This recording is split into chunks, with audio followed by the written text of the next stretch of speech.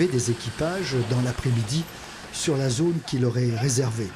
Des équipages qui se regroupent plutôt par nationalité et par affinité, la plupart étant des habitués, ravis de retrouver des compatriotes. Au village, les exposants déballent leurs marchandises, où l'on retrouve bien évidemment des montgolfières dans le vent pour la joie des enfants. Dans le hall d'arrivée, 500 pilotes ont déjà cédé aux différentes formalités en vue de leur inscription.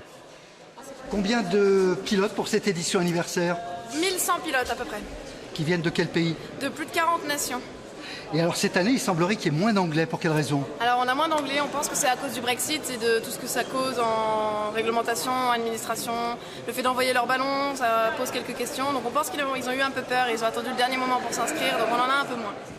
Et cette année, un contingent important du continent nord-américain. Première fois au mondial, oui, pour moi. Première fois en Europe aussi que je vais piloter un ballon. Serge qui est avec moi, lui, c'est la 3e fois qu'il va piloter en Europe. Ouais. Et qu'est-ce qui vous attire effectivement au Mondial Air Ballon? Un événement grandiose, beaucoup de ballons, puis un événement qui se passe aux 2 ans, donc on doit être sélectif pour pouvoir y participer. Parce qu'il y a beaucoup d'événements dans le monde.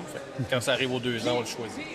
Demain, le millier d'équipages attendu sera arrivé et tout le monde aura les yeux fixés vers le ciel.